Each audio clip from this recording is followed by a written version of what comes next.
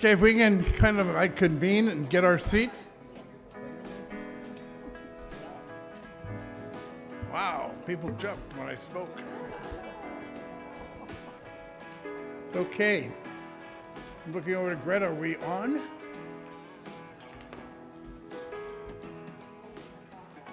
There you go. Okay, everybody. Welcome to the July 15th, 2024 meeting of the State Street Advisory Committee. This is a continued meeting from June 26, 2024. At that meeting, we did hear from staff. We've broken into the small groups. We held 2 public comment sessions, and we closed public comment. So today, it's to the committee. I have a couple just brief comments for me. I want to start with Eli a little bit, and I have a brief comment, and then we'll start our discussion and comments from the committee. You all got at least the advice that I had given or recommendation that in fact you will each have 5 minutes. We will go around the room and have the ability to put out your thoughts on the framework, your thoughts on the straw poll and its questions, and any other matters that you think the SSAC should consider at this time. At the end of going through the committee discussion, we will close committee discussion and then proceed to the straw poll. So just to kick us off, Andrew, you want to talk a little bit about where we've come from? Sure, thank you, Dave. Thanks everyone for being here this afternoon. So we're picking up where we left off with the June 26th meeting. As you may remember, that meeting concluded with report outs from the small group discussions and then public comment, and that is where we ended the meeting. So we are picking up from there today. I think it's also important as we jump into today's agenda to keep in mind where we go from here. So firstly, we are working on the State Street Master Plan. So the responses we get from today's straw polling will help inform what is included in that master plan that we hope to get an administrative draft out late summer, early fall. And so today's conversation will certainly inform that document, but it's also will be used to inform a more near-term set of recommendations that Ms. McAdoo, who's sitting to my left, and I, as well as colleagues in other departments, will be working on to address some more immediate needs out on State Street. And so with that being said, I'd like to turn it back. Actually, I'd like to jump into the PowerPoint presentation, and just run through the staff recommendations that were presented at the June 26th meeting before kicking it over to Chair Davis. And so first, we're recommending the Grand Paseo design framework. At the center of that framework is a pedestrian core, looking at full-size circulating shuttle that travels sort of around the study area, while also looking at some sort of experiential transit that runs up and down the length of State Street. Staff is recommending a primary gateway at the 400 block. At the 400 block, we're looking at separated spaces for all modes at all times with enhanced sidewalks, two-way vehicular traffic, and bicycle paths. Then shifting up to the 5 through 900 blocks, staff recommends no private vehicles allowed. On the 5 and 6 and 900 blocks, pedestrians, bikes, and that sort of experiential microtransit would be allowed, with the 7 and 800 blocks really focusing primarily on the pedestrian experience and creating a space for programming and events. Then shifting up to the 1,000 to 1,200 blocks, that's at Carrillo Street, looking at expanded space for pedestrians and activation, and a separated two-way bicycle facility. And that additional real estate is created by shifting to a one-way vehicle lane heading north. And then again at the 1,300 block, recreating the gateway experience that I described on the 400 block with separated spaces for all modes, enhanced sidewalk, two-way vehicular traffic, and bicycle paths. So that was the recommendation that was put forward on the 26th. And so the questions that will be covered for straw poll responses will speak to those recommendations. Great, thank you, Eli. I just want to start with just a comment. And I last meeting I talked about how much public engagement we really had received. And again, I just want to thank the public. From that meeting to now, we continued to receive absolutely strong public engagement through letters and phone calls in that regard.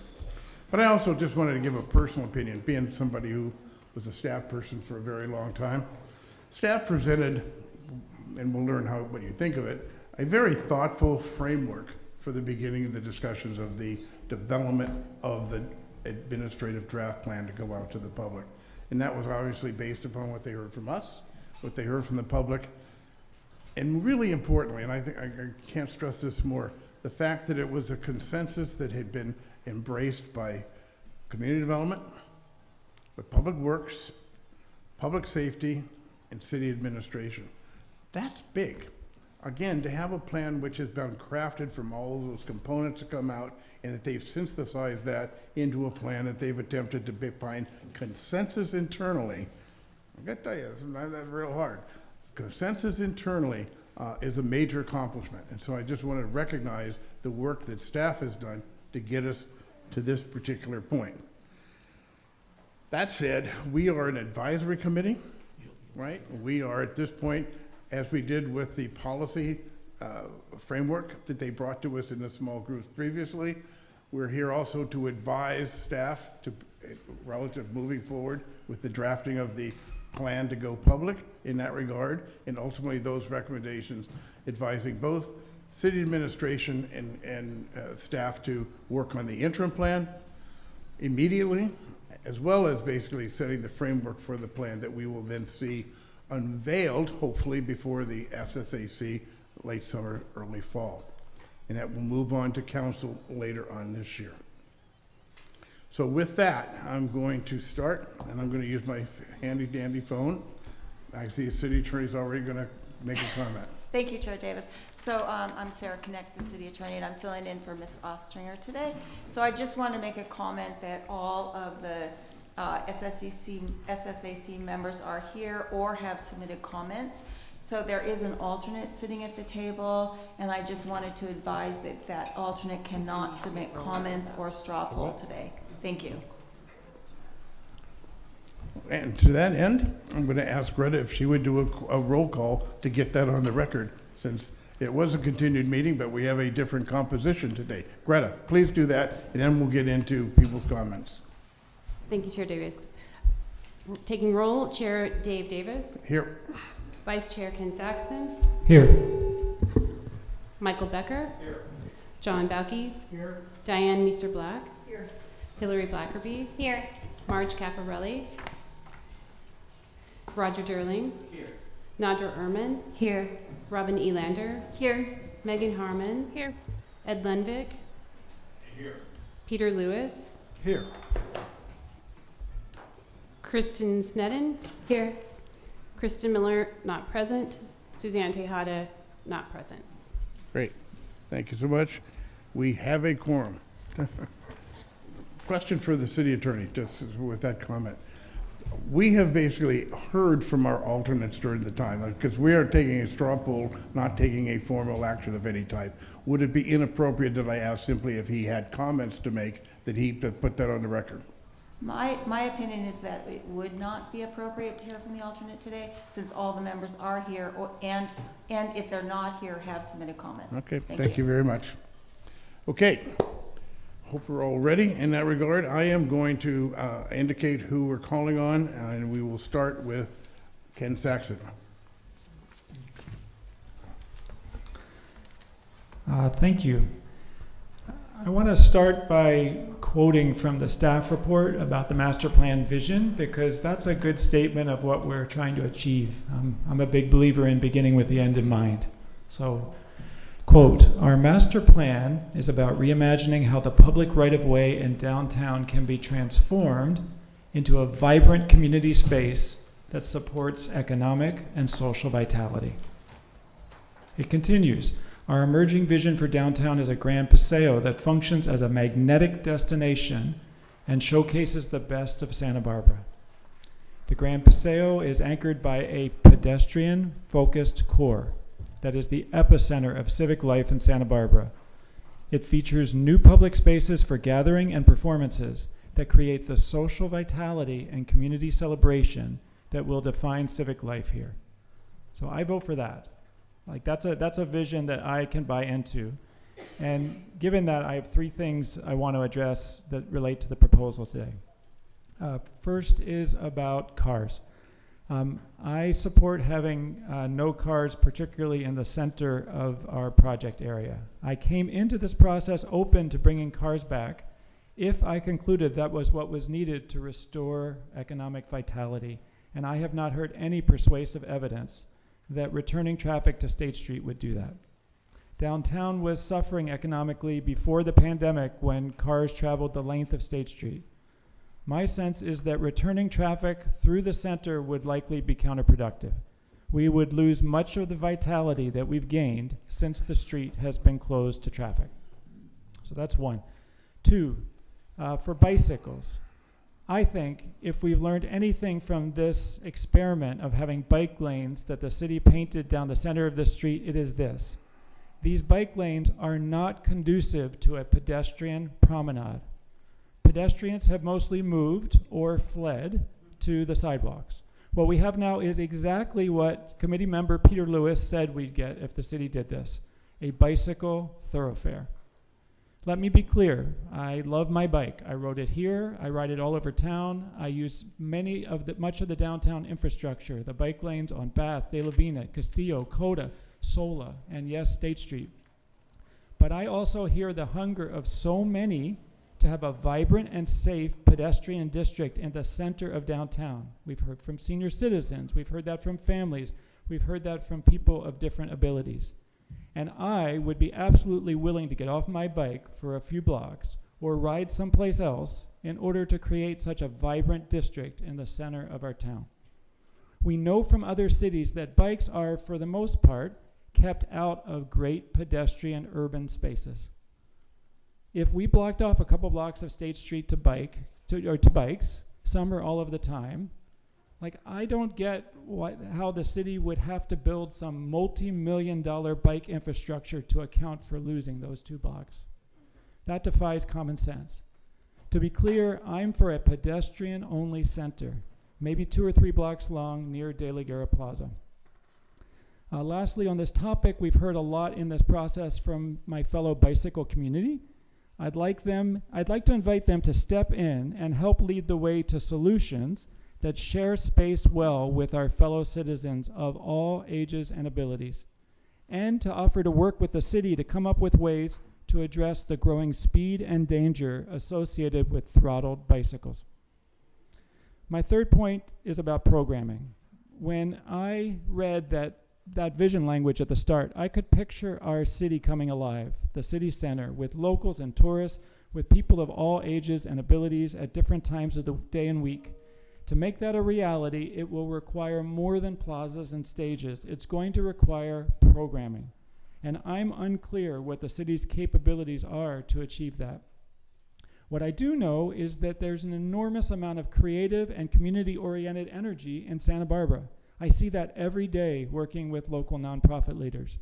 So maybe we need to think about how to partner better with civic and arts organizations who can help us create a magnetic energy in the center of our city that all of us want to be a part of. And that includes thinking about how we can adjust our approach to regulations and fees in a way that encourages our local people to want to offer their entrepreneurial energy to bring our downtown center to life. And just at the end, I want to, along with the chair, to thank the public. The public has done everything we've asked of them for 3 years. And I'm overwhelmed by the creativity and the comments and ideas and the surveys and whatever. And I really feel motivated that we need to do right by them and initiate a process here that leads to something different downtown. Thank you. Thank you, Ken. Michael Jordan. Brutal. First, I agree with everything Ken said. Well, all 3 of his major points are in line with my major points. I'll probably get down in the weeds a little bit more than that. I'm sure that's a surprise. But I have a couple fall-on swords problems with where we are today, and particularly with answering the type of questions I'm also uneasy about the role today because, as you said, it's an advisory role. I'm advising myself and my peers. And so I do get a last bite at the apple, so I'll try and be as gentle as I can. Under no situation do I see a continuation of bicycles and pedestrians in the same place, period. You would have to build a 6-foot chain link fence, putting the bicycles in one place. I just don't see, I have not seen anybody come up with a solution that makes it acceptable. It's exactly like Ken said, we have now people on the sidewalks, but we've driven them back on the sidewalks. They would love to be out in the thing formerly called the street. I'll also insist that any pedestrian-only places include a shuttle up and down State Street.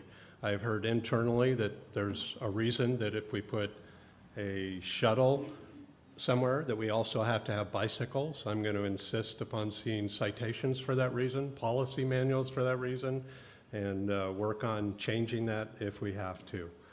A couple other of my unease moments are, we sat through, well, some of us sat through a longer meeting a couple of weeks ago than me, but I couldn't make the whole meeting. But there's a 50-page document that I think is the only outcome from that meeting. I have not seen anything on what the groups brought back, what public comment brought back, whether it was considered, whether it was not considered, and the reasons why. And so when you frame the questions, so as the starting question, you know, or the context through the questions are what staff has presented. I don't see any change in what was handed out at the start of that meeting versus where we are today, and that concerns me. Then there's also a scheduled downtown corridor business community meeting coming up later this week or next week. And I have been very supportive of making this group the clearinghouse before it gets to City Council for final consideration. And I'm concerned that there will be input at that meeting that will sort of bypass that and shouldn't have. And I don't want to say let's have another meeting, but I'm uncomfortable about that process taking place. And then as the questions are framed, I literally have to say no to like 7 out of 9 of the questions because the devil's in the details.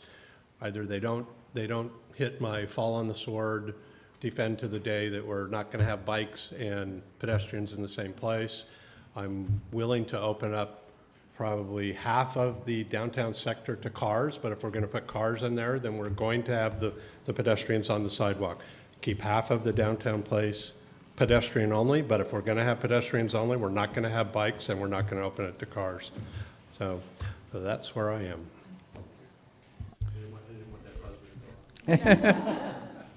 I think you got a minute and a half left. I know. So we're at 0 now. Okay, Kristen. Thank you, Chair Davis, and happy birthday. I will, oh, did the time already stop? I don't have preamble time. Okay. Where we've been, where I see that where we've been, MIG was very helpful in creating the framework for the public engagement. I don't think we would have felt so assured of what the public wants without those meetings, without those extensive public meetings, and it's just confirmed over and over and over that our community wants a people-centric, not a car-centric downtown. I think that's our starting point. Staff has been really amazing in holding and the container for these meetings and the public input and leading these conversations.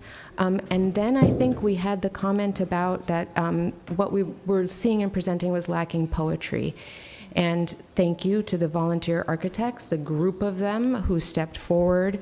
I believe 2 meetings ago, we started to see some of that poetry emerge and just little focuses of paseos and what they could be, some little watercolors. And I believe at that meeting 2 meetings ago, we asked as a committee to be able to see the whole thing. Members of the public called out, let's see the whole thing. And we said, yeah, we want to see the whole thing. And I believe Chair Davis asked to see the whole thing. In full disclosure, I asked Fred Sweeney, could I see the whole thing? And I will disclose that I think it's beautiful and perfect, and if it were presented to us today, I think we would have a lot of support.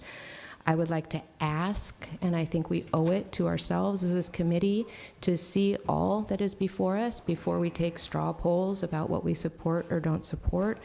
I would like to see the full written document, the outcome from the small groups. There was so much good work in there, the snippets we could see and could input on. You could really see this framework taking shape.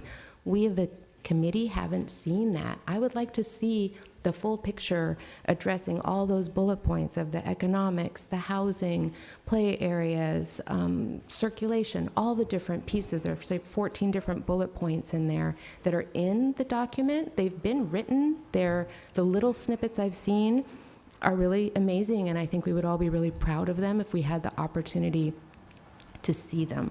So I feel that I want to see the written document of the outcomes from the small groups. I want to see the full Fred Sweeney, who was working with the team originally and ongoing volunteer. I'd like to see that integrated. I'd like to see our staff really look at it and present it to us. I'd like us as a committee to have the ability to look at that before we make final decisions about things. Aside from that, I'm not in favor really of taking that straw poll today, but I will share that we've also asked incorporation of an ecological framework. I think that would be in the written document. Housing, consideration of the Chumash and their input to this whole process, I think has to happen before we can sign off on anything. I do want to see, I'll make my quick comments, make it people-full, spend time downtown, not just money. Some of the comments from public comment that really resonated with me is to be bold. This is the time. Cooling trees, no exhaust. We can have the 4 guiding principles, all supported by a car-free promenade with an accessible trolley or experiential transit along the center. We cannot go another day without having accessibility and with having the bikes not under control and the people fleeing to the sides. What it is right now is not what it can be, and we owe it to ourselves to not give up and just say, well, I guess we weren't creative enough, didn't have enough fortitude to see it through, I guess we're done, and go back to what it was. That would be, to me, the last outcome I would want. So in addition, the Grand Paseo, walkable, flexible, flat, and fun. Yes, if there's bollards along all those blocks, we don't have to decide today which blocks are pedestrian only. But I feel committed that at least 2 blocks need to be pedestrian only. And maybe that's on the weekends, maybe that's in the days. Okay, I'm sorry, yeah. I love the small, experientially oriented, low intensity transit. Yes, amplify the paseos. I love the districts and identities. I think I would prefer Spanish names to those. The 400, 500, 600 block, widening the sidewalks. That's really where the energy is. Let's not kill that energy. Let's support it, move it forward, have no bikes, and I can leave it there because I'd prefer not to take the straw poll today. Thank you. Megan. Thank you, just handing off the baby there.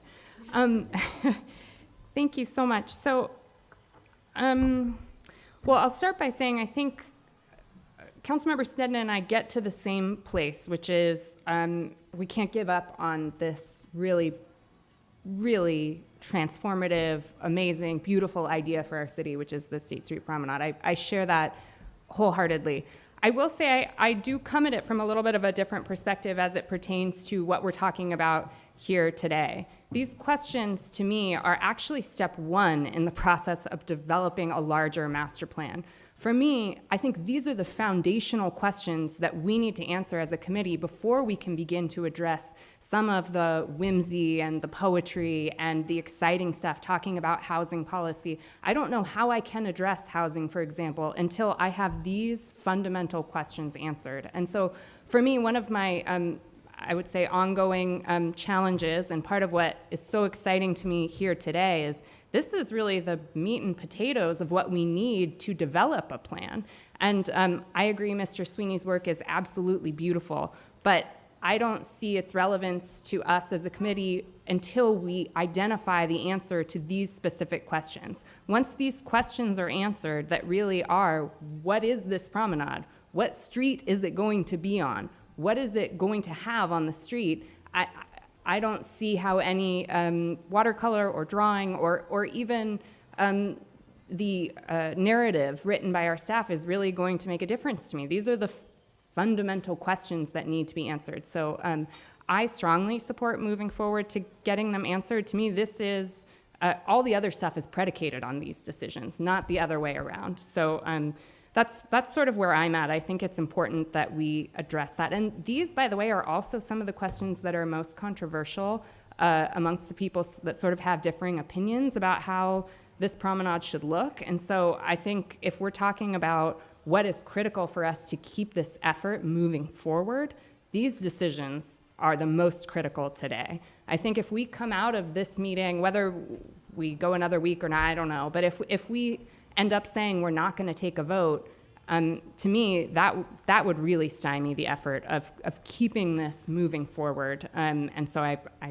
just had to put that out there. Substantively, I support, in general, the staff recommendations. I think that they have done a very good job of trying to bring together all of the various different elements and concerns that we've heard about. A couple of things that I just want to highlight. First and foremost, I agree, people, not car-centered, is my own priority. One area where I differ, and I do agree with Councilmember Jordan, some of the ways that the questions were worded are a little bit challenging, so we may have to navigate that as we go through. But I would love to see the 1,000 through the 1,200 blocks not being a vehicular access point. So I know that one-way vehicle lane was proposed. I would like to not have vehicles on that. I'm okay with it being on the 1,300 block. Sorry, I've got a lot of kids here.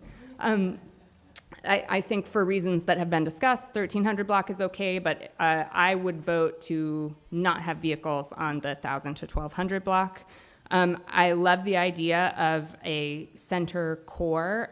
Initially, I was not sure that the concept of having bikes at certain times of day could work. I've actually since been convinced that we can sort something out to make that work, whether it's commuting hours or weekdays. I mean, that's not relevant today. I think we can make it work, but I like the idea of having something that's very oriented toward pedestrians, but allows our bicycle community to make use of that area in a way that works for them as well. And then finally, I'm almost out of time. I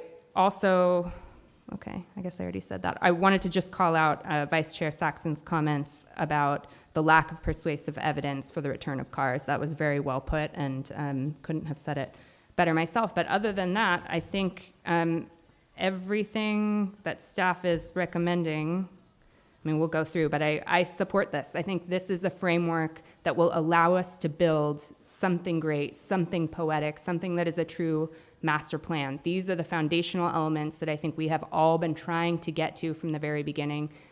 No cars, finding a balance to keep pedestrians and bikers safe, and really enlivening it. And finally, transit. Yes, we have to sort that out. I don't really know what it means. There's a lot of words that I don't understand, and I don't have that expertise, but I do believe that it's critical, and I'm confident that once we sort this out, we can find something beautiful and efficient and effective. Thank you.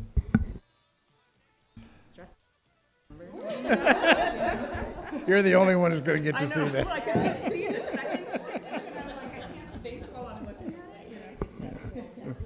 No, I won't do that to you. You're up.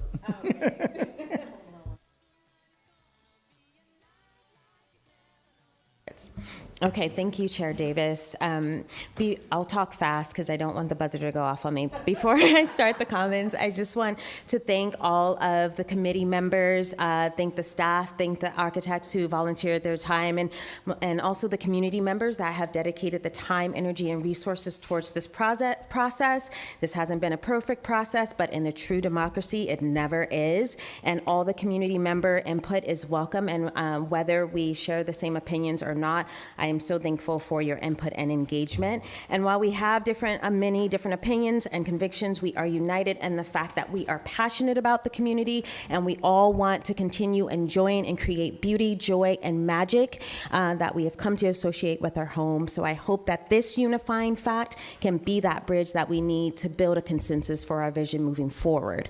Taking a bird's eye view of this plan and keeping in mind that this vision is for the next 30 or more years, there are also things that we want to consider, like the city's bike master plan, the pedestrian master plan, the Vision Zero initiative to eliminate traffic fatalities by 2030. As a representative of the Community Environmental Council, I'm also thinking about the city and the county's climate action plan and the goal of carbon neutrality by 2035. Also, California's climate goals of reducing greenhouse gases by 85% by 2045. In addition to this, we have to balance housing needs, economic support for local businesses, and safety. When thinking about all of these things, I support a pedestrian core of the flat and flexible design from the 500 to the 1200 block, allowing for the 400 and the 1300 block open to two-way traffic for easier access for first responders. I support that this is being the 500 to 1200 being open to cyclists and pedestrians with design elements and reinforcements to limit cyclist speed.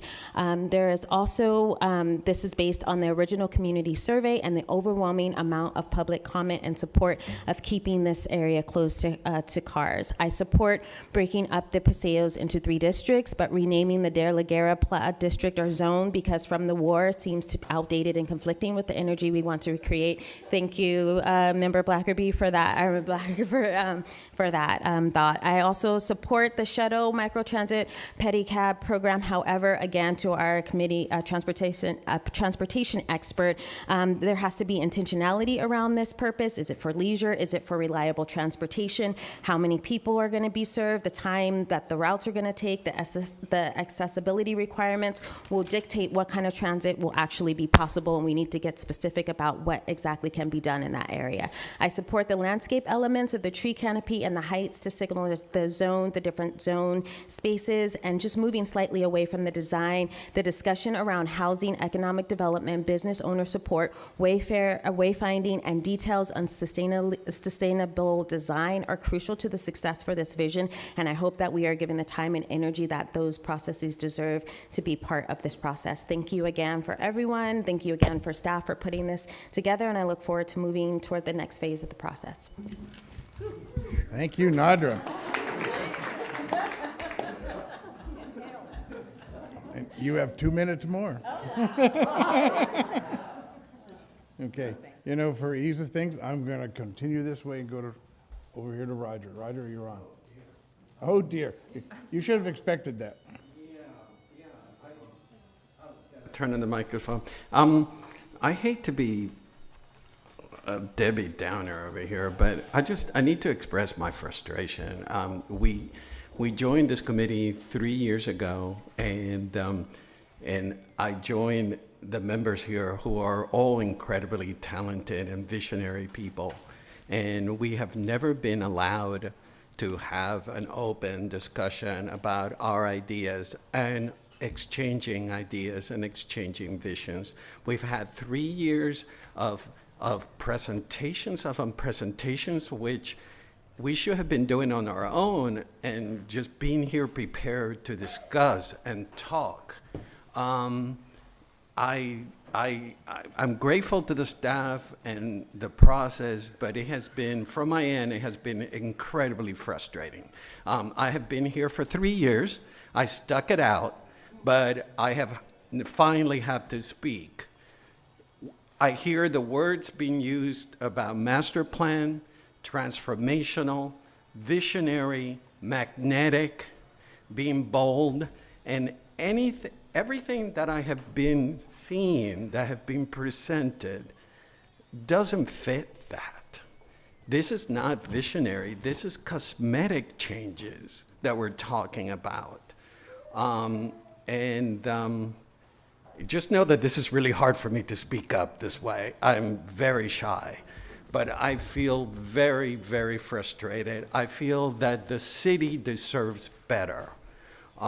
Years from now, we we're going to be judged by what we did. And right now, this is lacking. And it's not visionary, it's not bold. Sitting around deciding about, lanes and all this stuff, that is just cosmetic.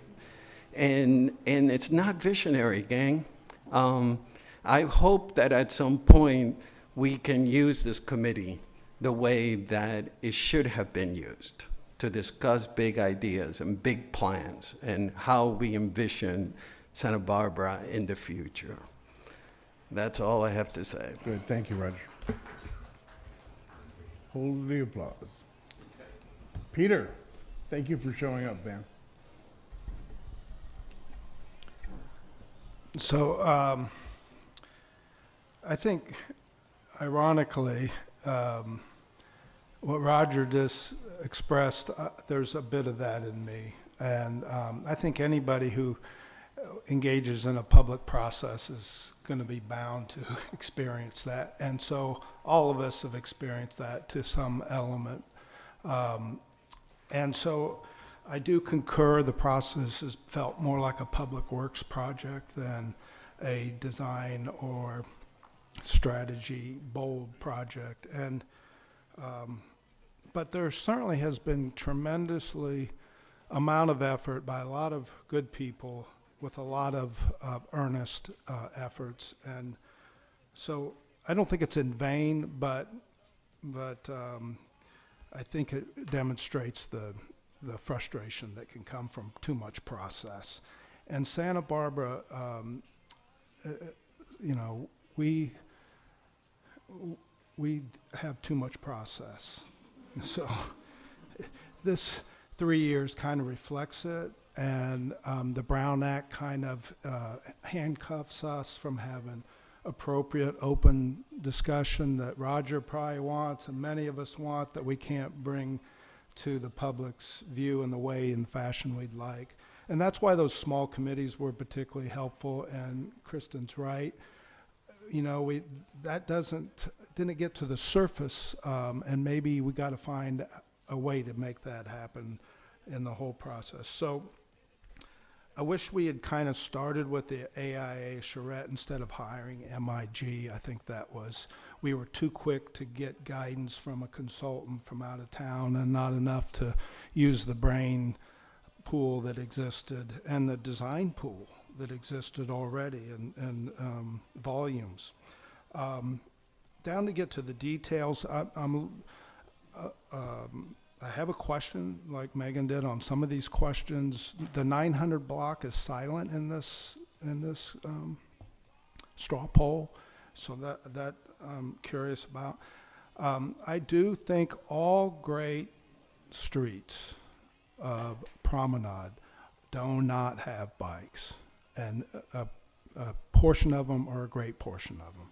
I also concur. I've never seen a successful one that's 10 blocks long, ever. So that, maybe we want to be the first, but maybe we don't want to make the same mistake. 5 blocks is probably very ambitious in my view.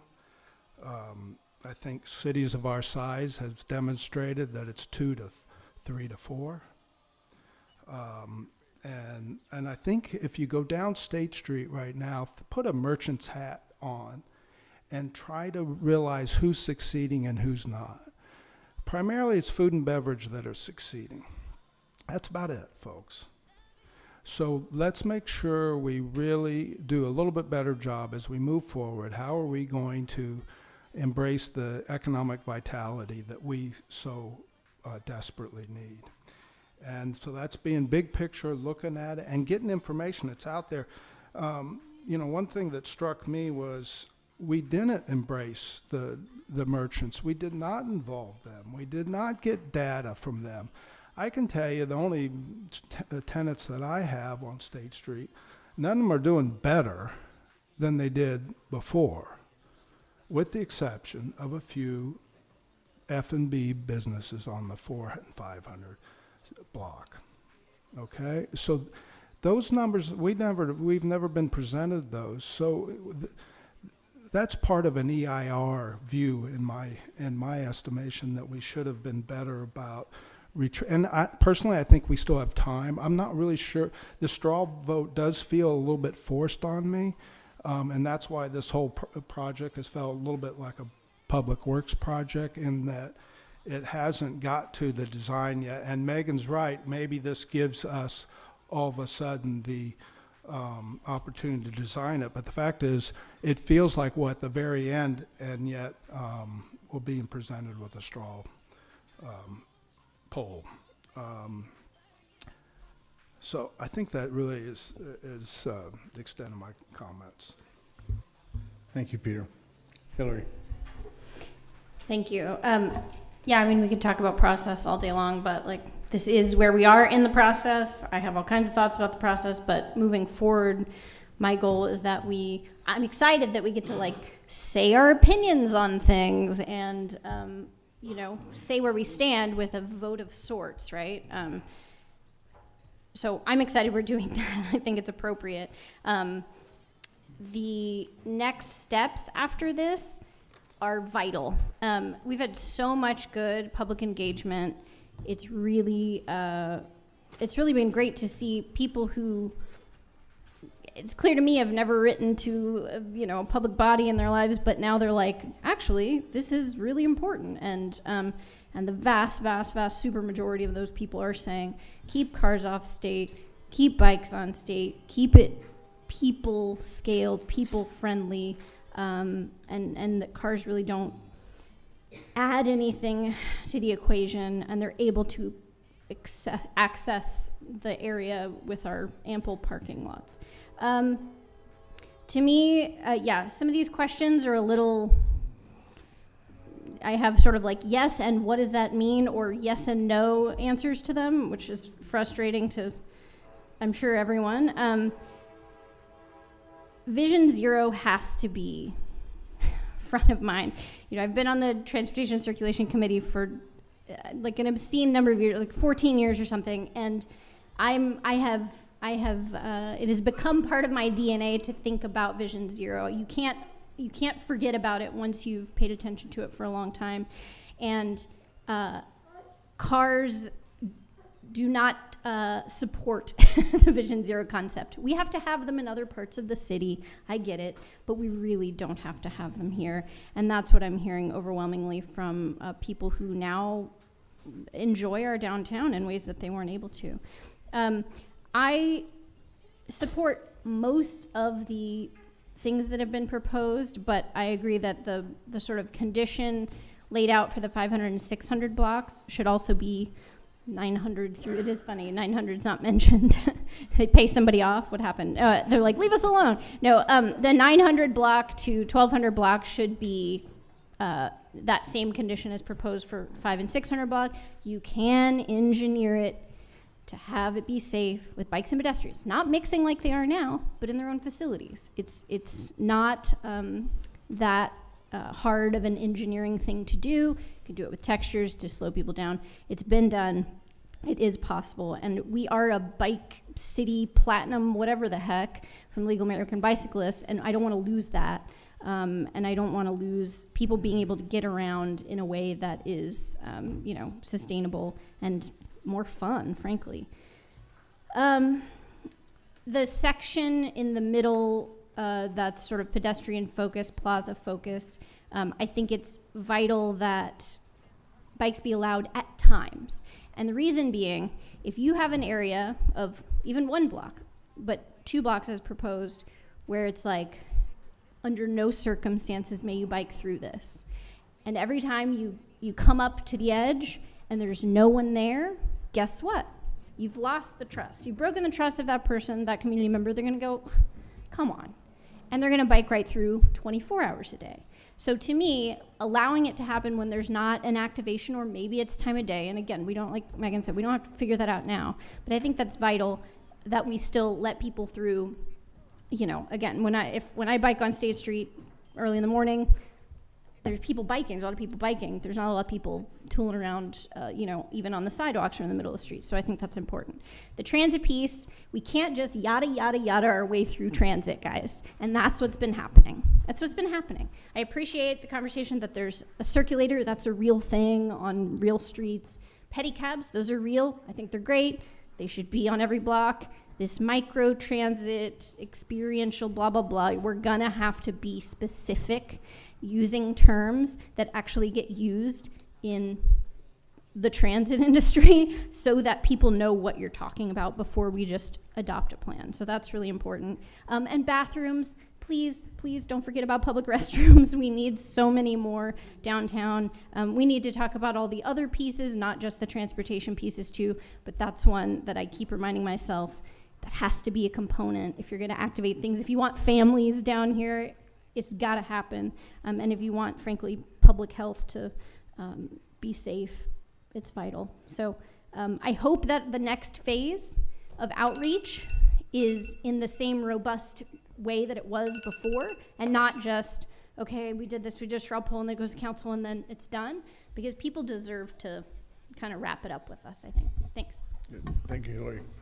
Robin. First of all, thank you everyone for so much beautiful passion that you're putting into this project, because our community really deserves a special outcome, and I think we're going to find it. Today, though, I realize that we're asked to vote on something that I feel like is only partially there, and as we're all talking about this, I think I most resonate with Councilmember Snedden's comments so far, but also many of the folks here, is that there's a significant amount of work that's been put into the written plan that really needs to accompany that, and I wish we were voting on that together, because what I'm being asked to vote on in these different elements, it just doesn't feel like I have enough information to really know how it's all going to come together. And more so that our community doesn't know what all is in there. And also, particularly, the business community, while they have participated in this to some degree, they really have only begun to find out what all is in this design, because we've just shown it to the public in the last meeting. We do have that meeting coming up on the 22nd, which I think will do a great job in really explaining that. But I think this plan or this design that is put out there represents a significant compromise of the diverse stakeholders and interests. But with all of that said, it's a compromise that some parts may not work well together, and I feel like it's giving lip service to the diverse facets of our community that need to be heard and should be listened to, but I don't know yet that they work well together. For instance, there's a need, I think, for a full-scale shuttle to go through the whole center of the project, but how does that actually work?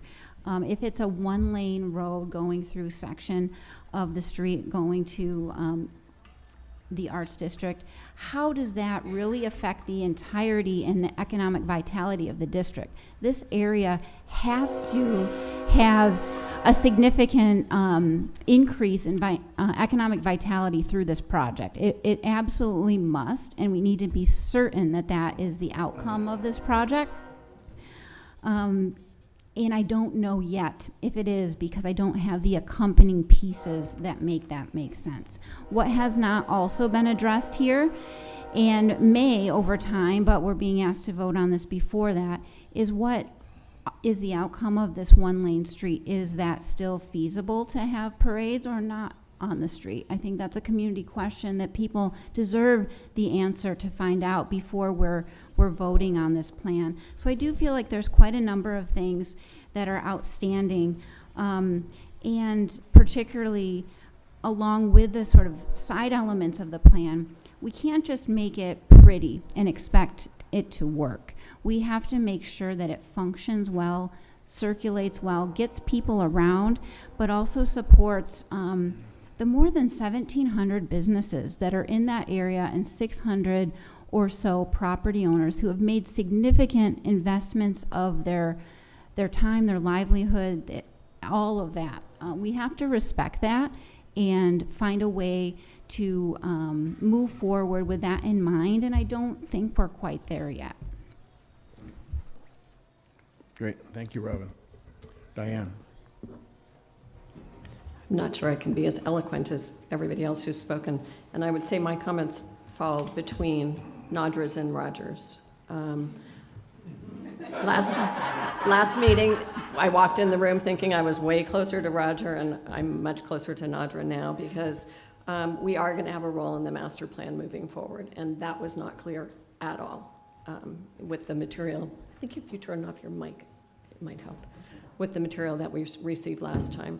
And I think it's important because there are so many parts of the plan that we haven't discussed. One of the biggest issues for me and for the organization I represent is housing, and we've really not discussed that as a group. In fact, this is the first time I really know what most people here think that have, about this plan, and I think that's kind of interesting after 3 years. I really appreciate the public comment that we've received, and I'm struck by people who love the promenade and people who don't like the promenade. And we really don't have a promenade. So we have a closed street. And when people say, well, people aren't walking in the middle of the street, well, that's because we have a closed street with bike paths on it. And why would you expect people would walk in the middle of that street? So I think we need to think about what this will look like, not measure it on what we have today. Generally, I support a car-free State Street with well-controlled, and when I say well-controlled, I don't mean bike paths going down a certain area and excluding everybody else, but well-controlled bikes, especially e-bikes. I think a shuttle might help with that. If a shuttle and bikes are sharing the same space, that could really help slow things down. But I think like limiting bikes in the central district is a good idea. I don't think eliminating them is a good idea, but I think limiting them when it's really an activated area is pretty key. I will reluctantly accept two-way traffic on the 400 block. I'm going to go a little bit block by block now. But I don't get why putting one-way cars from Carrillo up through the Granada and beyond is going to help anything. People still have to drive downtown or get there some other way. If they drive, they're not parking on State Street, guys. They're parking in parking lots and they're parking in parking garages. The same ones they're going to park in whether State Street is open or not. And I don't know of many people who used to drive to State Street that would drive and park and then repark. They park somewhere, they go wherever they're going to go, and then they get back in their cars and they go home. So I don't get why driving down State Street or up State Street is an important part of this plan. I really think we do need to hear the pros and cons of having trolleys on State Street.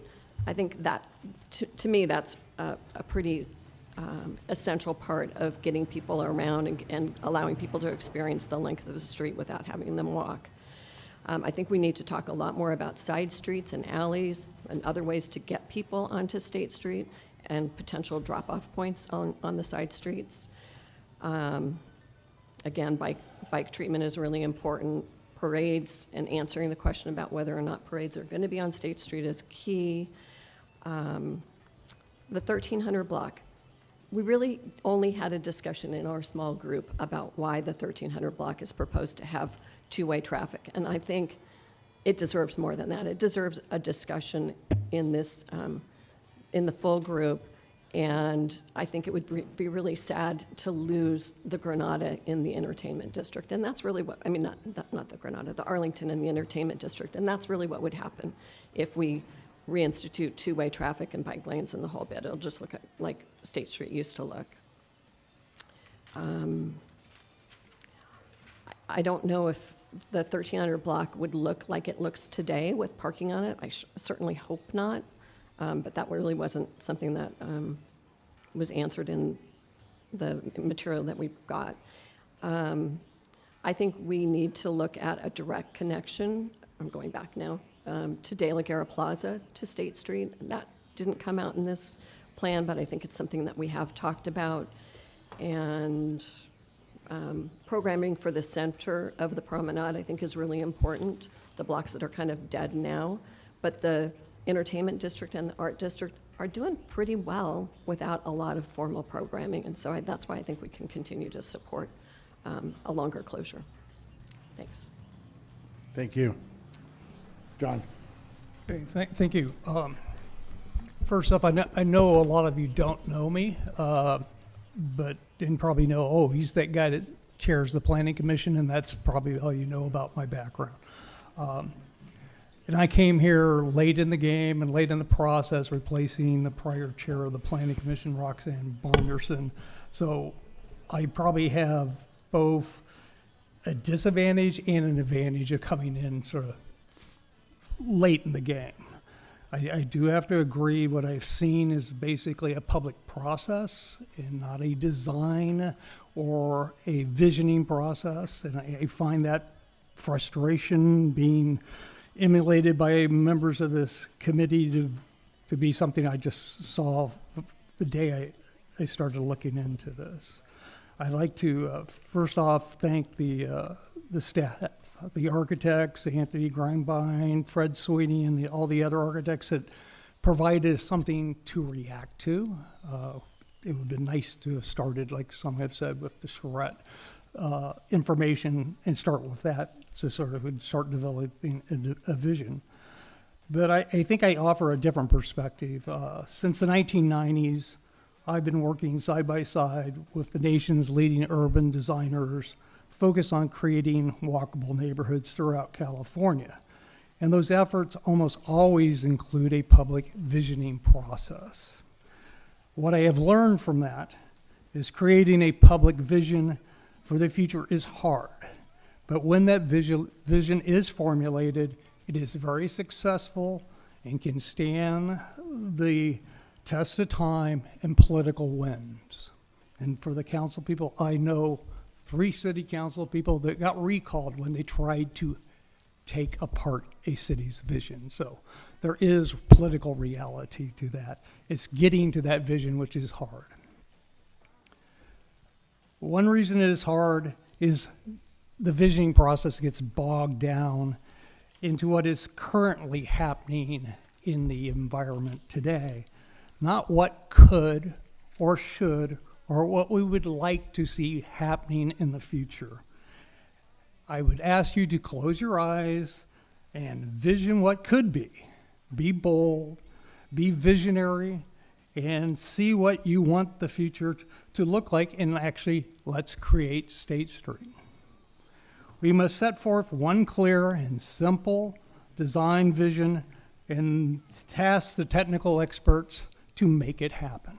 That is how this usually works, and it is the successful way, is you set the vision as the community and let the technocrats do their job. I have my own personal opinions. First off, I am a strong supporter of flat and flexible. I believe it should be from the 400 block all the way to the 1300 block, and that should be our primary design concept, with provisions for location-specific public realm improvements and activities and activation that articulate itself differently based on the context. This is a concept that is primarily articulated for the 500 and 600 blocks. And that should be our, in my opinion, our overarching concept for the whole, with limited but rationally based modifications. There are a number of items in which I think we should just get to right off, which is we need to come up with a pedestrian density or activity trigger as to when bikes are or are not allowed and where. This has been done. The idea of walk your wheels when events happen. I could point to the city of San Luis Obispo's Thursday night. Bikes are not allowed on Thursday night. The question is, when is that time and what is that population density and friction? When does that happen when it becomes something that needs to take a back seat? Just as Hillary noted, there are many times of the day that bikes could be operating through State Street without any issues whatsoever. We should allow that to happen. Also, I believe we need an event-based drop-off system for the Arlington and for the Granada. The rationale I do not believe exists to modify a street for days and days and days based that's articulated on an event that happens monthly, weekly. It surely could be handled like you do with a valet. Take the bollard out, focus that traffic, and when the event's over. The other item I wanted to mention is bike speed limits do exist in California. Look at Newport Beach, look at Hermosa Beach, look at Balboa in San Diego. They do exist. 8 miles an hour could be enforced and should be enforced. I have a few other comments, but let's be bold. Let's create State Street. Great, thank you, John. Ed? Thank you. I have been making notes here. Don't have a prepared statement to make, but I agree with Roger Darling a lot. I think we have spent a lot of time that some people would say has been wasted, and I think that's unfortunate. I see today that we're no longer called a promenade, but we're called a paseo. So, things are in flux here, and I'm not sure which we are. Are we a promenade or are we a paseo? One of the things that I think is really necessary is for the city attorney in the planning department to come back to us with any limiting laws that we have to deal with from the standpoint of pedestrians and bicycles.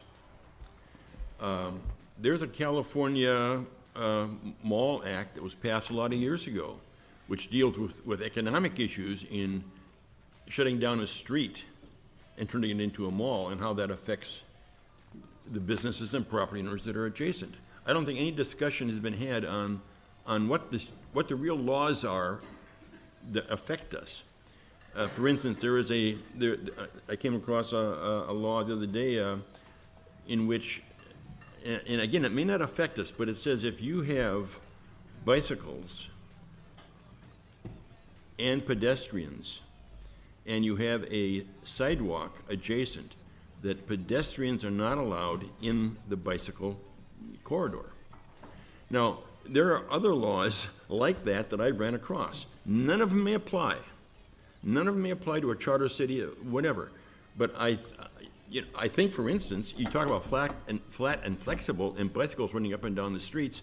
Does that mean the blind handicapped person is going to be put at risk because they happen to want to cross a street? I don't know. What does the state and federal law say about access to a bicycle way, which has the same rights as an automobile, I guess, but if you have a handicapped person who wants to cross just any place because flat and flexible allows that, I think we got a problem. So I think before we go a lot further down the road, we need to have our planning department and our legal department tell us what we are going to have to deal with from the standpoint of planning for a promenade or a paseo. It really concerns me about about how we get ourselves all wrapped up in bikes.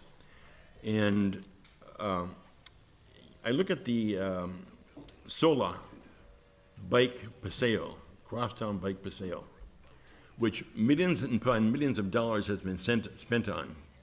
And I drive through that area quite often, and for the life of me, in the last 6 months, I don't think I've seen a bike on that paseo. Not a bike, not one lousy bike. Early in the morning, late at night, whatever. And it concerns me that we're going to go down a path here and spend a ton of money, if we can get a bond measure passed, and not have a really usable promenade or paseo. It concerns me a lot.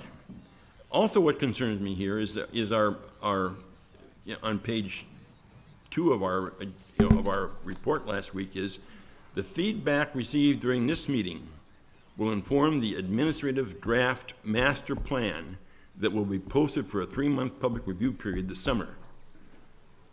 Are we going to assume that a pretty picture plan is going to be developed out of our recommendations here, going to be posted for 3 months, and we're going to come back then and have been to ABR and Landmarks and Planning Commission or whatever, and wrangle again over an imperfect plan prepared by volunteers who are giving their time for free to come up with a scheme? I mean, this is bizarre, really bizarre, guys. I think that we talk about vitality and the cars going away. You know, the 1300 block, I was up there last night eating at a restaurant, and I walk in, it's dusk or whatever. You know, there are a couple bikes in their bike path. There are a couple cars going up and down. It's beautifully paved. I want to compliment the Public Works Department or the Planning Department or whoever did that. It is a well done, it happens to have parking on the side, which we probably don't need. Thank you. I could talk for another 10 minutes, guys. I really could. I agree with Roger a lot about this, and we got problems. We really got problems. And if we pass on this thing, we're going to have problems for a lot of years. Thank you, Ed. So I get to make the last comments here, and I'm going to start the timer for myself. Michael won't. Thank you for that. City attorney said he cannot do it. You know what I was going to do though? I was going to have him pass me his notes, and I could put it in the record. Don't think we don't know how to do that. Okay, so I am hitting start for myself. Okay, thank you all for your comments. This committee basically wasn't formed thinking how it would form, how you have 17 disparate views, et cetera, so we can go into the process and what failed or whatever. And boy, people look at me and say, why didn't you put it together, Dave? Because I didn't have anything to do with it. I'm just another volunteer here, guys. Starting at the top, right, as I always said, right, I said I'd carry Hal's vision forward. And I'm gonna do this constructively best I can, right? Hal's prayer group, we needed downtown to have a sense of place. We needed a sense of history. We needed a sense of celebration, right? I've carried that forward, and I was hoping that by this point in the process, we'd have a fully developed draft plan addressing land use, housing, mobility, homelessness, economic development, etc. That was the plan. But we didn't get it. And a lot of the frustration is that we don't have those. This process ended up fragmenting. We did a little policy back there. We're doing a little mobility today, but nobody's bringing together. We should have basically just called time out. Let the professionals draft the plan and bring it back, and we can get into all the items that people have talked about. But unfortunately, looking at Hal's vision, I can't find it in the words that have been developed to date.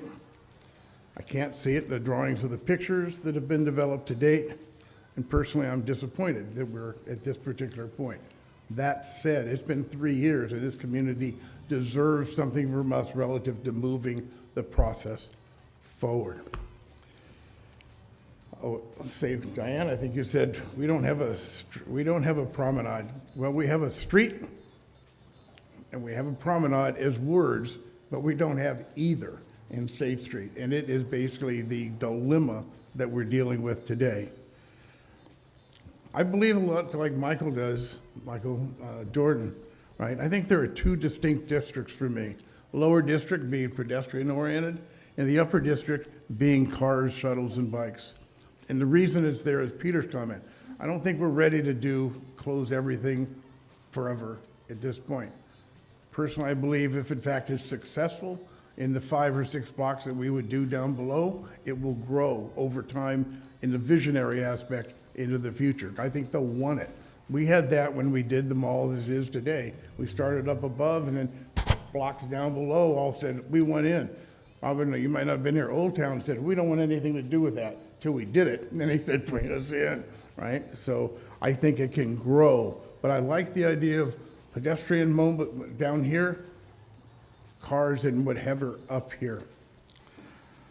I think in the pedestrian, flat and flexible, people walk in the street today because it's a street, curb, gutter, asphalt, and we created a bike freeway, and that's unfortunate in that regard, right?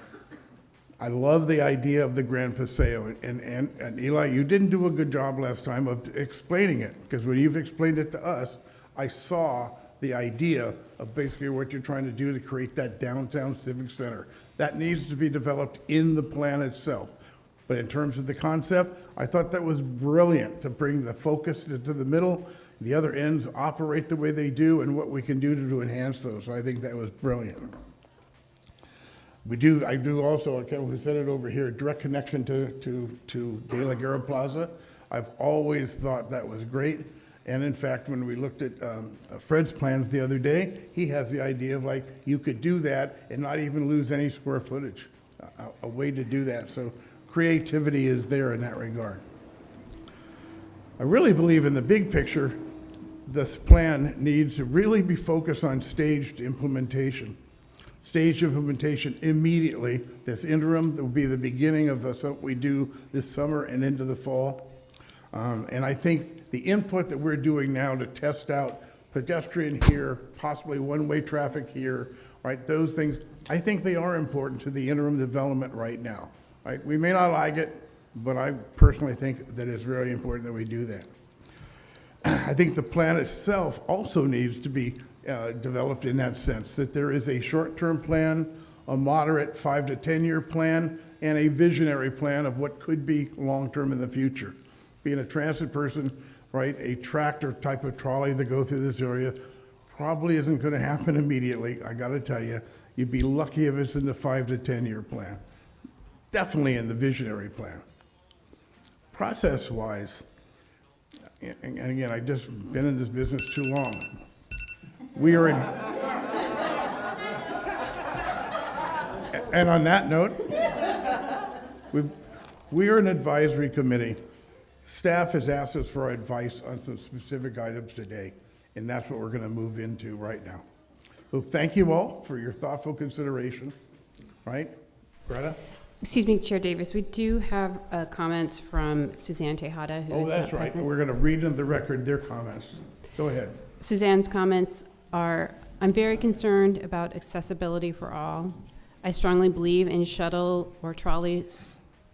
I strongly believe in a shuttle or trolley running the entire length from State Street to the waterfront is necessary. I'm not a fan of the circulator shuttle with alternative transportation on State Street. We should keep it simple and accessible. Good. Thank you very much.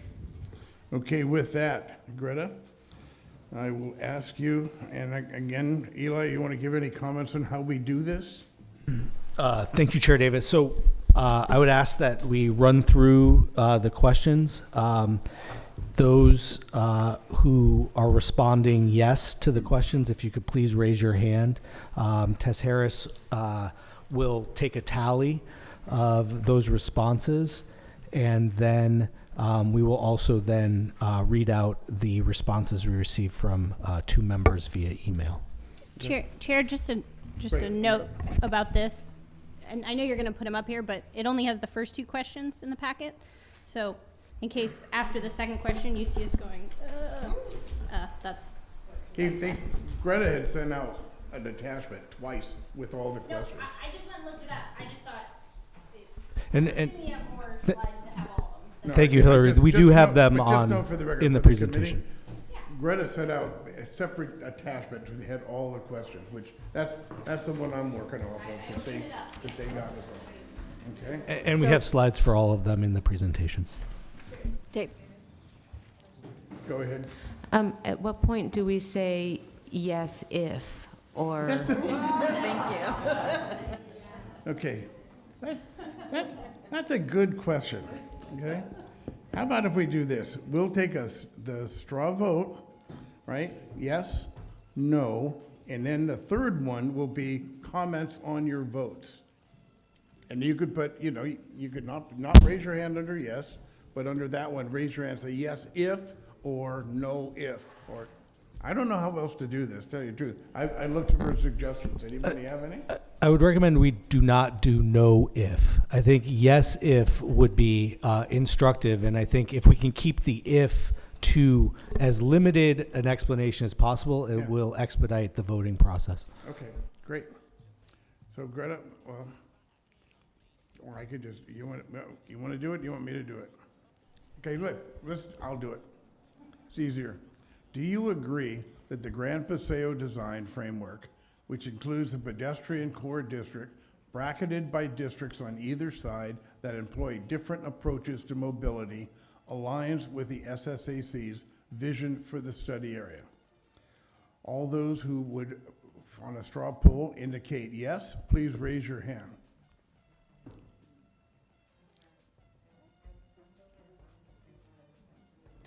Here. It's right up there. And if we're a yes, if we wait. It's up on the board, right here, Kristen. Dave, if we're a yes, if we don't vote yes. Say it again? If we're a yes, if, No, That's after. There'll be a third one. Okay, here we go. The yeses?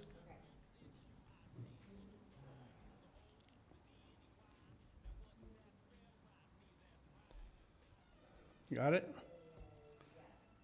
I'd count them. Don't try to get by the names. Just count. No?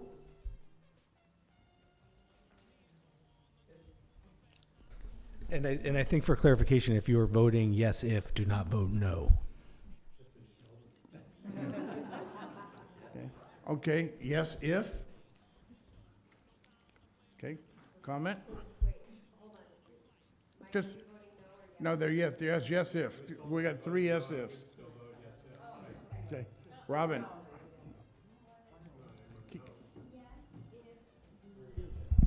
Yes, if there's a consideration of a larger trolley instead of or in addition to the micro-transit options on all of State Street as it, well, I'll just stop there. That's probably enough. Michael? Go, Michael. Go, Mike. Go, Mike. Come on, these are straw votes. Don't dawdle. I'm interested in not talking about 3 districts, but talking about 2 districts for the mobility section. So you combine all of those into 3 districts, and that question, the overlap issues. Diane? yes, if you delete that employ different approaches to mobility and include shuttles. Kristen, you want to give a comment? Go ahead. Please, just I'm sorry, I think I might abstain from this whole process because okay, that's fine. I don't understand. Yes, I want the shuttle, and does that mean I'm voting no on this, or? You can put, yes, if there is a shut, you could do what you wish. Okay? Next question. Okay, I'm sorry, Nandra. It's okay. Yes, if the open to pedestrians and cyclists are from the 500 to the 1200 block. And from our 2 people who aren't present, Kristen Miller's response is yes. Suzanne Tejada's response is yes. Thank you. Next one. Do you support the recommendation of the curb design for the 400 block that allows for all modes of transportation and transform the block into a gateway to the Gran Paseo? All those who support that say yes, raise your hand. Oops. Keep. Kristen, I don't think it's a straw vote. Yeah. Oh, yeah.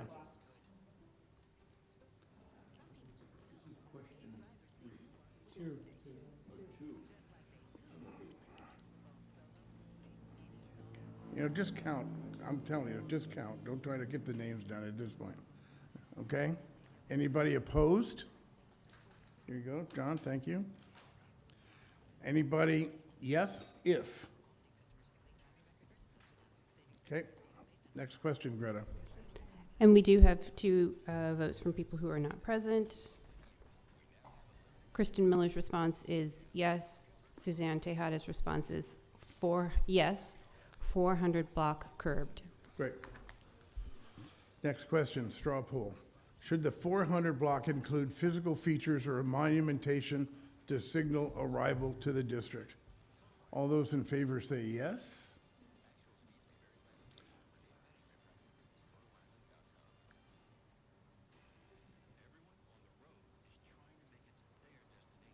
Okay, All those against, the noes?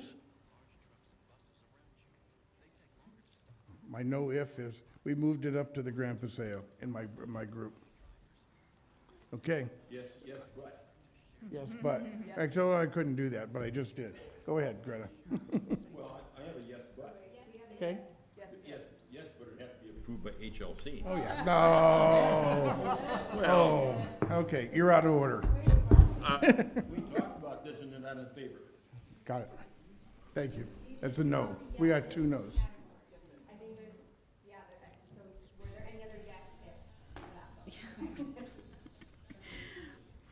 My yes if is relatively simple, but I don't want it to be just a sense of arrival to start at the 500 block. It needs to be a space that also welcomes people to stay and linger and spend time in the 400 block, as well as a sense of arrival for the entirety of the district. Yep.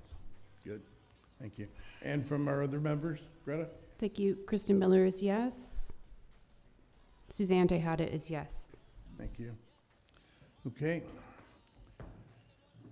Next question. Do you support the curbless, flat, and flexible design for the 500 and 600 blocks of State Street? This design includes the 20-foot wide clear area for emergency access that would be shared by bikes in transit, and no private vehicles would be allowed outside of service and delivery hours. All those in favor say of yes, say, raise your hand.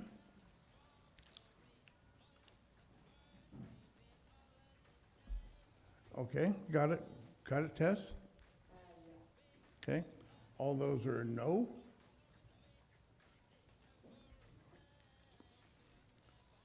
Yes, if? I want it to be pedestrian only.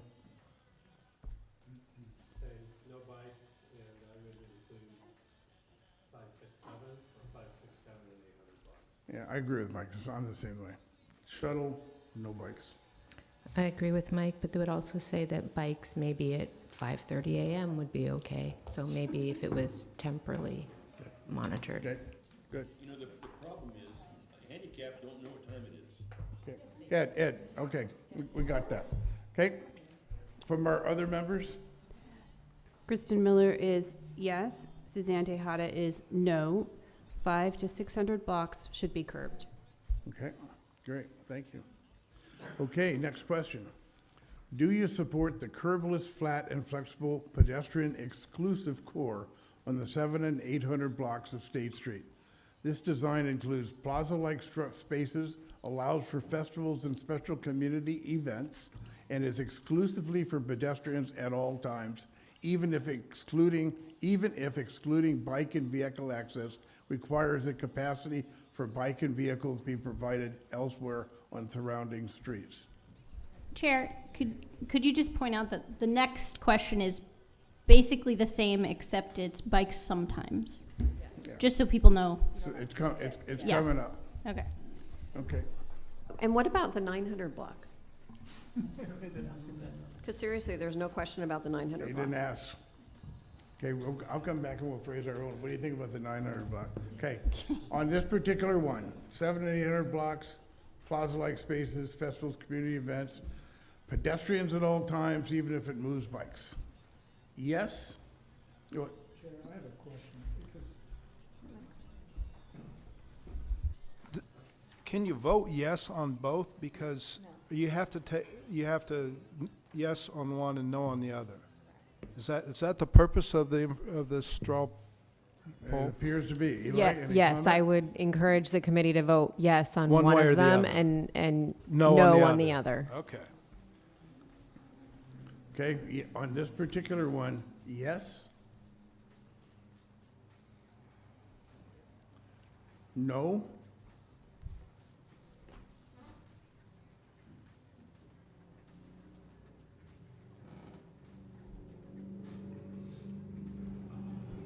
So just to clarify, there are some members that did not vote yes or no. We're gonna, well, let's okay. get to the yes and Okay. no if. Any ifs? Okay, Ken? I would support this if it would have to come with a massive plan and investment for redesign and programming. that covers most of the day. Michael?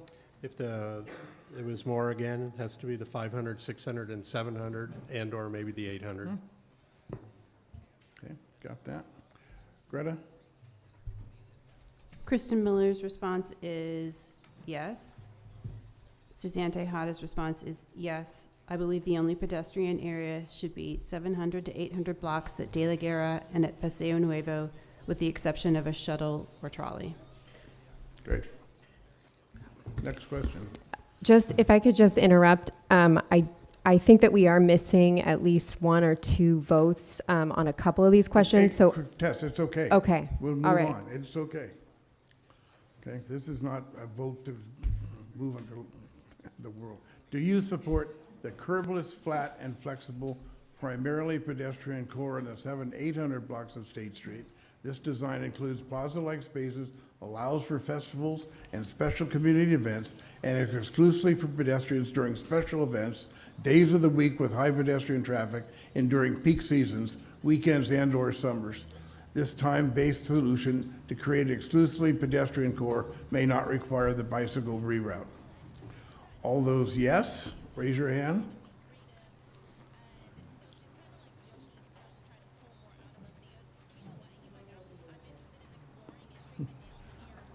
Got it? Okay, any no's?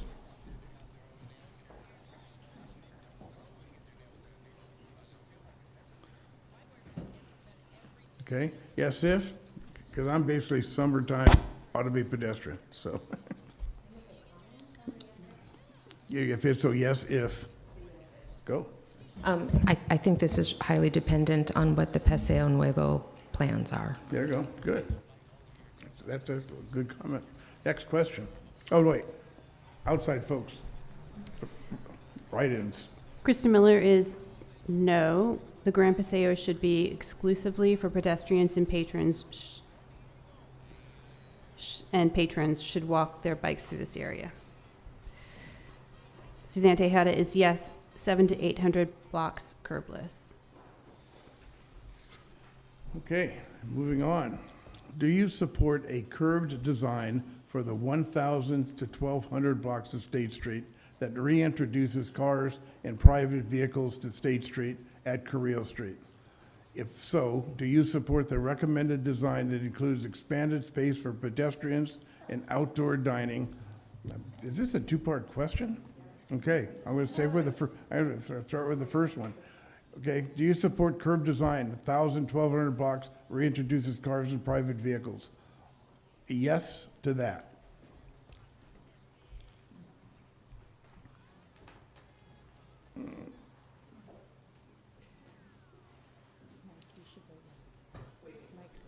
Okay, got it?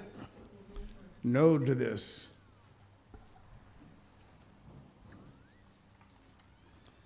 Okay.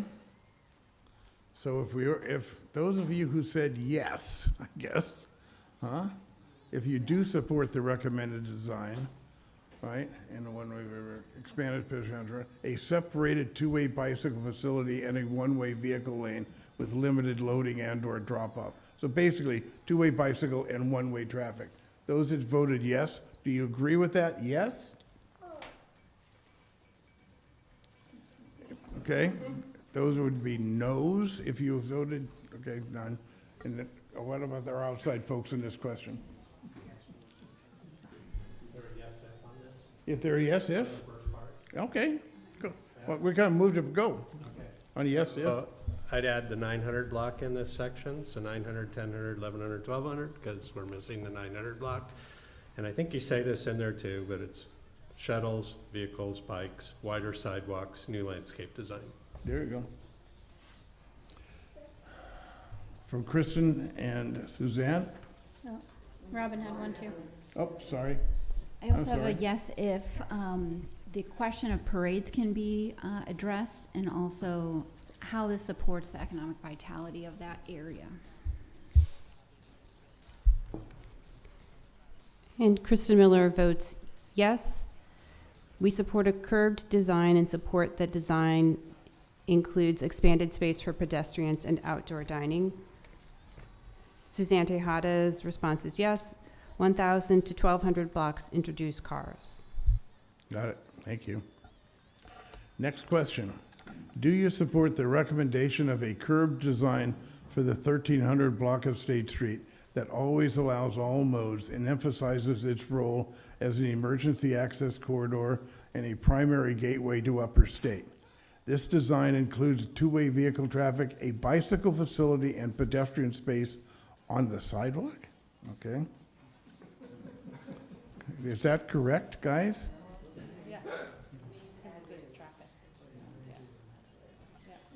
Got it? Okay. All those in here are a yes, please raise your hand.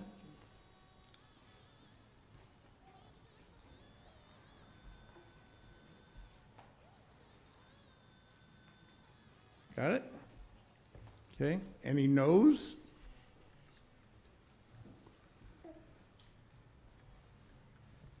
Great, thank you. Any yes-ifs? Michael?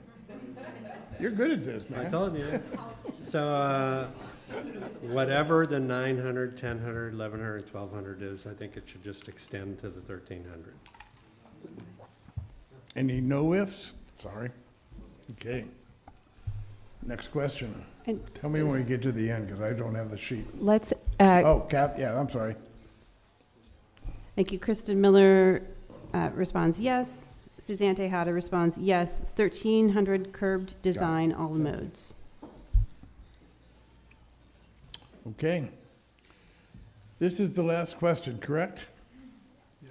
Do you support a transit option connecting the Grand Paseo to the waterfront that includes a full-size circulator shuttle, primarily travels on Anacapa and Chapala Street, and is supplemented by a pedicab program or micro-transit on State Street?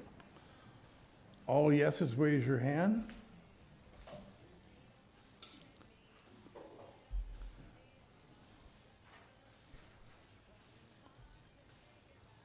Noes?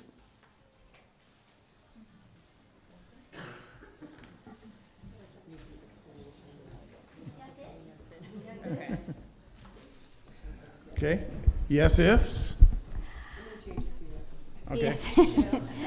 Oh, Right. wait a minute, quick, that's gonna throw the count off.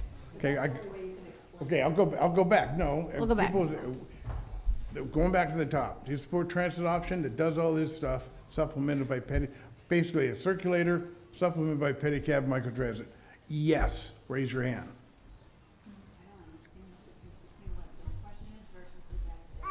Yeah, we'll be a lot of yes ifs. Okay? No's. No no's. Okay, everybody, yes ifs. Hillary. Keep your hand up, guys, I'm gonna need Sorry. you. Quickly. Okay, the first part, yes, the full-size circulator. The second part, pedicab, yes. Microtransit still hasn't been defined. Need to define it before I could say. Got it. Yeah. Robin. I would add to less than primarily. I would want it to be half the time on State Street or so. Okay. And then that would be my yes if. Okay, Michael? Yes to the waterfront. After that, you've lost me. I don't know what they are, but it needs to be a full-service circulator or shuttle up and down the center of State Street that handles any type of customer. There you go. Okay. Diane says same as that. John? My yes if is exactly what Mr. Jordan just stated. I should just go buy a lotto ticket. Ken? Same, what Mike said. Okay. Kristen? I think what Mike said, can you repeat it, Mike? Or I can just say, something, the spine of that public transit needs to be up and down State Street. The circulator just doesn't do it. And I'm a yes if, what Mike said. I'm a yes if what Mike said and details on the exact specifics of it. Okay, in your next life, I hope you don't have to chair a 17-person committee that goes on for 3 years. But I appreciate today all that you brought to the table, and you can see. I'm sorry, go ahead, Greta, I'm sorry. Sorry, two last votes. Two last poll responses. Kristen Miller's Thank you. response is yes. And Suzanne Tejada's response is yes on connection to the waterfront, but I do not like this circulator shuttle. It needs to run on State Street the whole way or circulate the pedestrian area at the 700 to 800 blocks only. Great. Again, I want to thank you all for your time, your effort, and your thoughtfulness in the responses you had today. Ken? I'm sorry, I want to say that 3 years ago, we made a decision as a committee that we were going to, basically, this is an advisory committee, and we're going to include our alternates as members in the discussion. And I'm just really saddened by the decision that was made today. I don't understand the purpose. I don't understand how it protects the city. And I think it's rude to one of our members who's been actively engaged in our process for 3 years. Okay, with that, okay, Eli, Kelly? So, yeah, I think we wanted to talk about next steps, and I think Eli can chime in on that. Hey, hold it down. Hello? 2 more minutes. 2 more minutes, please. Thank you. So I really just, I'm obviously new to the discussion, haven't been involved in the 3 years of process, but I'm grateful I think we did actually get some direction from the advisory committee today, and I think it's now incumbent on staff to really sort of take what we've heard and try to put it into a package coupled with some of the feedback, hopefully from the business community forum that Eli and I will be hosting next Monday, and then bring that to council at the end of August is the goal. And so hopefully that is coalescing around the vision. And also I think we're going to sort of go back and we'll talk with Fred Sweeney as well, and sort of just make sure that the elements of that that plan are also just consistent in how they dovetail with this plan. I'm hoping that actually we can take the next step and have Fred meet with staff and the Arkansas Committee and integrate. Mm-hmm. That'd be great. Okay. Thank you. And then I think if folks in the council are kind of in alignment on what the vision is, then there would be what we would consider kind of a 6 to 12 month action plan that staff would want to put together to start to move us forward towards that vision. Obviously there's been, I think, a sort of call to action, and after 3 years of conversations and discussion and community conversations, so really trying to figure out how we take that next step and create some action. That doesn't mean that this process is done. I think the draft, as Eli had said, the draft plan needs to be developed. There's a lot more than just the vision. There's a lot of the elements and the details that a lot of the committee is looking for, and then that draft plan will come back to this committee, HLC, Planning Commission, and then to council. So did I miss anything on that? You want to add? No, thank you, Kelly. The only thing I would add is, as I mentioned in our previous meeting on the 26th, or the start of this meeting, I guess, we will bring that draft plan to this group for an unveiling, and then from there continue through the public review process, as you mentioned, Hillary, to really make sure we're getting a lot of community feedback on the draft before moving forward with that document. And Chair Davis, if I could just chime in a little bit, because I just want to address that comment, and I apologize if you consider that to be rude in terms of, not allowing the alternate to participate, but according to parliamentary procedure, if all of the board members are present and or have made comments, it would not be appropriate to allow an alternate to participate. So that is standard parliamentary procedure. So that is why I made that comment. So I apologize that if it was new to this board, but that would be our standard procedures. Okay, guys, very frankly, at the end of this meeting, I'm now a year older.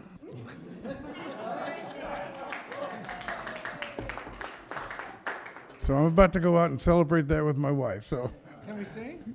Yeah, you can sing. Happy birthday to you. Happy birthday to you. Happy birthday, dear Dave. Happy birthday to you.